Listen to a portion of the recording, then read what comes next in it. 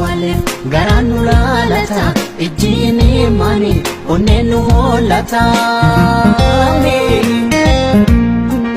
masikadane deribi man Kenya malifadogota Ashama harkafune hordoftoonni reedii Oromoo Tube warroonni channel kana faarataatan subscribe gochuudhaan gara maatii kootti deema maarri maatii commentii fi like hin dagatina sagaleedhaan har'a walitti deebinee jirra hangaduma viidiyoo kiyyaatti lafaana turaa isiniin jedha walaloon tuni maal jetti hangadumaatti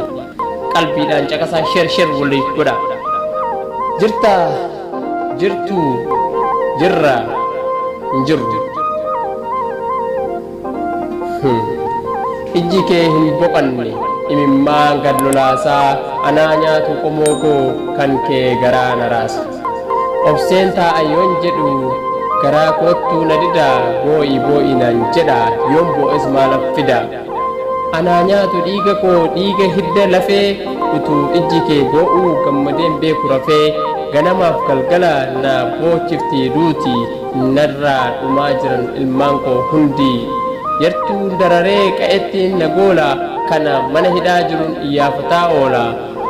narraa cituu didee lolaan ilmaan koo irbaata rasaasaa ta'e lammiin koo kalee gaafa qabsoo gaafa dheebuuf beelaa wal wajjin saamamee wajjin baannee eela gaafa xiiqii booree yoom laale taa'ee gaafa master pilaanii daandii gubbatti yaa'e kanaan falme du'ee biyyiin gabbataa dhufee qotachuuf miti laga xaafuuf sabbataa gaafa lammiin koo buqqa'ee wareegamni koo kalee dhufee qubachuuf miti Somaalee keessa gale kana seenaa keenya kalee yoo yaadannes wajjin duuna jenna malee namni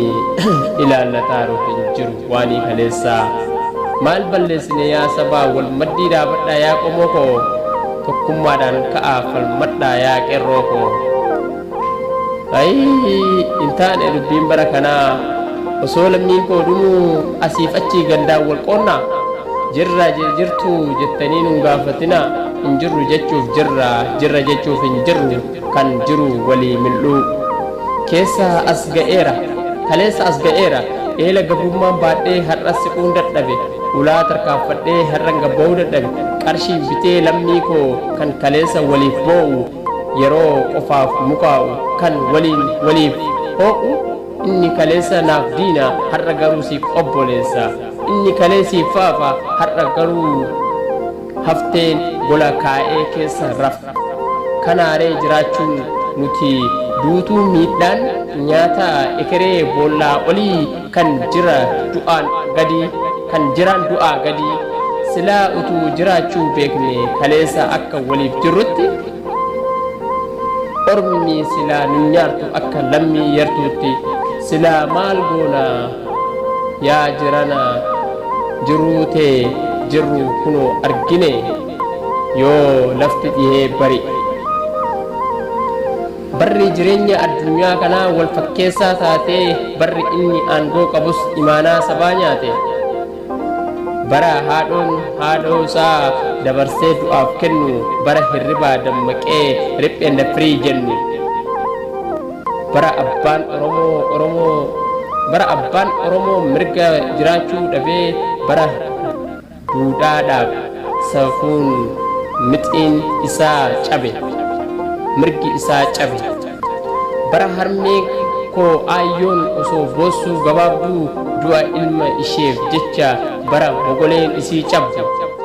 maal taatan jarana maal taatan yaa Oromoo walitti ilaaluun kun faafaa lakki yaa qomoo akkamiin dagattanii yaa sabaa